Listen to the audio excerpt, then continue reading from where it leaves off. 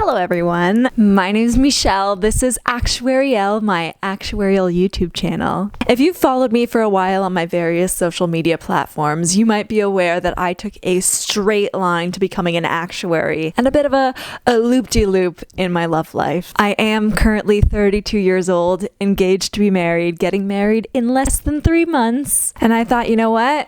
It's time to chat about it on the internet. So whether you've been subscribed for a while, you're just clicking that button now, maybe you're thumbsing up the video in anticipation of all the juicy dating app stories, welcome. Hope you enjoy. Grab a tea, grab a coffee, grab a carb. We love a carb. Since this is an actuarial channel and we know that it takes a bajillion years and a bajillion exams to become an actuary, I thought we could break this up into dating whilst studying for actuarial exams, the struggle, and then my experiences on dating apps, because I did spend a couple years on dating apps dating very lovely people who allowed me to accumulate very lovely stories. Like I mentioned at the beginning of this video, my path to becoming an actuary was as linear as you could make it. I studied actuarial mathematics in university. I did actuarial internships. I got my actuarial degree. I started working as an actuary, passed my actuarial exams, and boom, I am a fellow of the Casualty Actuarial Society and a fellow of the Canadian Institute of Actuaries. Like, my career path was actuary focused. And that is where we meet my long-term ex. My dating story is mostly broken up into long-term relationship on and off with one man with a couple other gentlemen sprinkled in between, a period of mourning, 2 years of dating app men, and now an engagement. I met my long-term ex my first semester of university. He was the kind of person who didn't really come to class, and the reason why we bonded was because he was saying, you know, he didn't have anyone to study with and blah, blah, blah. And I was all sassy, like, I'm gonna make this guy study. I do live near you. And we started studying together. And I think that is the story of dating as an actuary. When you want to date while studying for actuarial exams, date another actuary. Now, while he did not end up being my forever person, I will never say anything bad about him on the internet. I think we grew apart over the years, but he was exactly what I needed at that moment in my life. When I was getting through my degree, when I was trying to pass exams, and I graduated university having passed 6 actuarial exams, so a lot of my university years were studying for school, doing assignments, and studying for actuarial exams. He was there and he understood because he was doing the same thing. I think it is a cliche. Half of my coworkers are dating the other half of my coworkers. There are so many actuarial couples at my company, and it's not a surprise. You bond over it. It is very hard to explain to another person, like, I can't go on a date because I have an exam in 3 months that I'm studying for, and then I have another exam that I'm gonna spend another 4 months studying for, and then another exam and another exam. And so dating an actuary, it's very convenient. It really is. After I graduated from university, my long-term ex moved to Toronto and we decided we weren't going to be together because I stayed in Montreal. I ended up dating someone else for about 3 months. I started dating him, I think it was the week after exam 6, and I broke up with him maybe a month into studying for exam 7 because I was like, I don't know if I like this guy more than I like studying for my exam. It's a bit of an oversimplification, but like, it's not wrong. Sometimes you have to make these decisions and say, what are my priorities? Is this person who's kind of fun to be around but whatever worth taking up my time? That guy wasn't. He's lovely. I have nothing bad to say about him. I still follow him on Instagram. He's got 2 adorable children. I like all those posts. Maybe it's weird of me because it's been, I don't know, a decade, but I'm still out here liking those posts, being like, adorable kids, happy for you. I have coworkers who are going a completely different route too. I have one coworker who is studying for exams. He just got engaged and his fiance lives in the United States. Like, they live in different countries, which is a really good strategy. If you don't have time for your fiance anyway because you're too busy studying, like, might as well live in different countries. Another coworker of mine who is also studying for exams, her long-term boyfriend lives in Australia. I don't hate it as a strategy. I really don't. Those are the 3 strategies that I'm going to give you. Date an actuary, date a coworker. Don't F your coworkers. Don't F your coworkers. Or date someone long distance. Obviously, I do know actuaries who have had very lovely, successful relationships with non-actuaries, with people that they actually see every day, and Happy for them. Really nice. Wasn't my experience. I dated an actuary on and off for 7 years. No regrets. Should we throw in a little section about the breakup? Let's do that. So I moved to Toronto to be with my long-term ex, and then a year and a bit later, he got the opportunity to move to Singapore to do 6 months replacing someone going on mat leave. And I thought to myself, that's a great opportunity. He's always wanted to travel to Asia. What a cool experience for him. I was going to go visit him while he was in Singapore, and then we'd travel around together a little bit. It was going to be great. In between me booking my trip to go visit him and me actually visiting, it became very clear that he was never moving back to Canada. People warned me even before he left that he was not going to come back, that he was going to become enamored with living abroad. I didn't think it was going to happen, but honestly, it was the best thing that ever happened to me. I think we grew apart, and he went to Singapore for 6 months, and then he moved to Cambodia. He now lives in the Philippines. He is working as an actuary. If you know a Canadian actuary who did Singapore, Cambodia, and then the Philippines, it's probably my ex. Hey, we know someone in common, besties. When he was deciding whether or not to go to Cambodia, I made it very clear to him, I support you in this decision. It seems to be what you want to be doing. I am not going to follow you. I am not going to be in a long distance relationship with you, and I don't know when you're coming back. I don't want to live in Cambodia. I'm a Canadian girly. I want to be here. This is where I want to be. His career was and is doing very well, and I knew if I wanted, I could be supported in a lifestyle to which I am not yet accustomed. I could be a kept woman. I could spend my life following a powerful man around the world and support him in his wants and in his career needs. And that is not the life that I chose for myself. That is not the life that I wanted. That was absolutely the right call for me. It hurt so much because I was 27 years old, single, and grieving. Honestly, wasn't that torn up about losing the relationship with him. I think we had been growing apart for a while, whether or not we wanted to admit it. But I spent about a year grieving the loss of the life that I imagined for ourselves.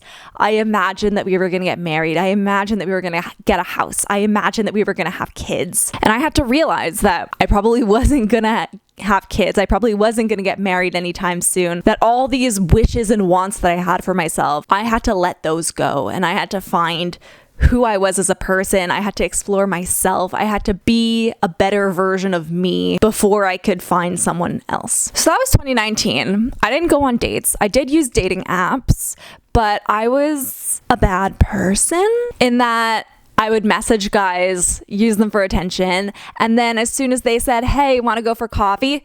Ghost. Just instant ghost. Just disappear. Just whoosh. Where'd she go? No one knows. It was only in 2020 when I felt ready to date again. What an interesting time to be dating. I'll tell you the best thing that came out of 2020. The video pre-date. Now, some people hate the idea of this. I think the video call pre-date was the best thing to come out of it. Like just a quick half hour, 20-minute phone call where you can see the person, confirm that they are the person in their pictures, get a quick vibe check of, do I want to risk catching the pandemic disease by going on a date with this person? I think it's wonderful. I think it was the best thing that came out of the pandemic. Really do. I went on so many first date walks. What else was there to do? Restaurants were closed. Everything was closed. In the summer, I went on a couple picnics.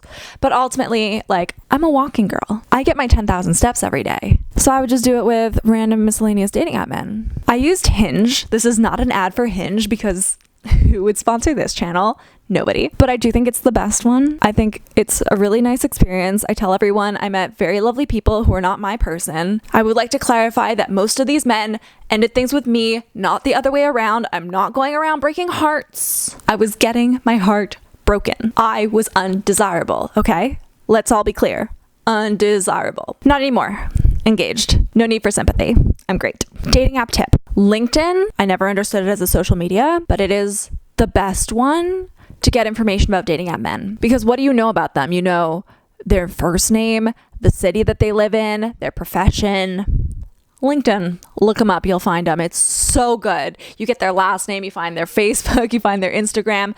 You can go like an incognito in LinkedIn. There's a setting, just do the googly thing, and then you'll figure out how to change the settings so that they don't get a Michelle was looking at your profile. I don't really care if they saw, but you might want to be a little bit more discreet about it. There was a period where I went on 4 first dates in a row, and all of them ended with me getting a, hey, you're really great, I'm just not interested text. 4 first dates in a row. I was so sad after that. I was like, no one is ever going to love me. 2020 wasn't a good year for dating for me. 2021, I had a couple like 3-4 week situations with men. Lovely people. I'll tell you my number one criteria: convenience. There was a guy that I dated for like 3 weeks. He was so weird. A lot of these men that I dated were weird. Lovely people. Very weird.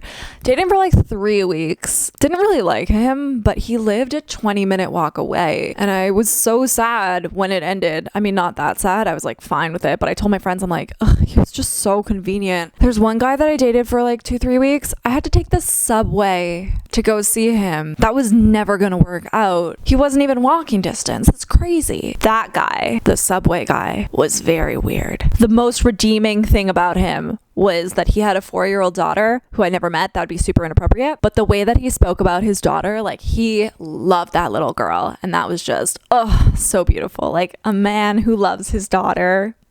Melt my heart. There was a guy who licked my teeth. Like, I'm not going to say that every life decision that I ever made was a good life decision, but I made out with this guy and he was opening his mouth a lot. Cool for you, I guess. And then he was like licking my teeth, and like, I don't even know what happened, but like, I went on a second date with him.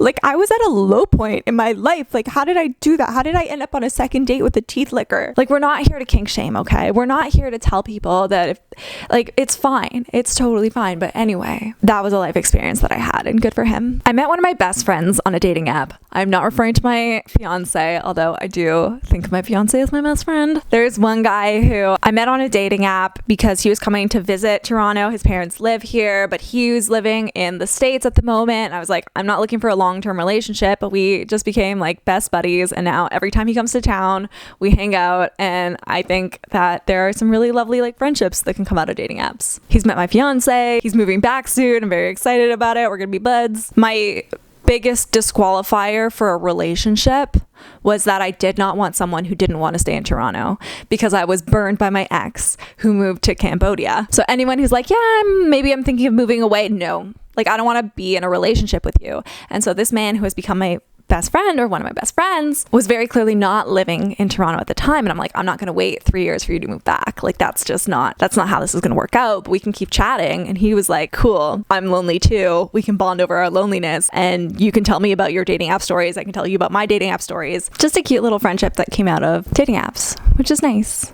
The day before I met my fiance, I went out on a second date with a guy. And my general dating app rule was, unless it was an absolute no, I'll give you a second date. Because you never know. Someone might be weird on a first date. I'm weird on a first date. I don't always make good first impressions, as evidenced by all the times that I got a sorry, you're great, but like, I'm not interested text after a single date. So I gave this guy a second date. He was boring on the first date. On the second date, I was so bored. Like, I was sitting there after I don't know how many seconds being like, when is it polite to leave? Like, how do I not be here anymore? You know? And I remember I was texting a friend being like, I am so apathetic about this dating process. Like, how am I going to care about any of these men? They're so... And I had been texting my now fiance for about a week, because on dating apps, you know, you got a couple 3 men on the go. And as I was feeling lonely and sad and apathetic, my now fiance messaged and said, can I convince you to go on a walk, or something to that effect? And I was like, meet me at this coffee shop at this time. And he got me a tea, and we went on a walk, and we visited the farm, and we had a good chat. He's later told me that one of the reasons he liked me was because I was wearing my Actuary hat. It's a hat that says Actuary on it, and he thought that was hilarious. And what he still doesn't realize is that that Actuary hat is not a joke. Being an actuary is my whole personality, and I'm not trying to be funny about it. I'm gonna be mushy for 2 seconds. He is everything that I was looking for. All the things about me that I thought who is gonna like. The fact that I don't want to go out at night and I want to go to bed at 9 p.m. Like, he does not want to be out at night. He wants to go to bed at 9 p.m. There were a couple instances with dating app men where I would do something that just felt like genuinely me, and they would look at me or say something like, why are you being weird? Like, you're so weird. And they made me feel bad about my weird quirkiness. And I would say to myself, like, I want to find someone who sees my weirdness as adorable, not as, why are you like that? And I found someone who thinks my weirdness is adorable, and he thinks that I'm beautiful, and I think that he is wonderful, and we complement each other beautifully, and we're getting married, and yeah, I'm just really excited. So that's a little bit of my dating story. That's a little bit of my dating life. If you have any questions for me, feel free to leave them in the comments below. Thumbs up, subscribe. I love you. Thank you for calling. Bye.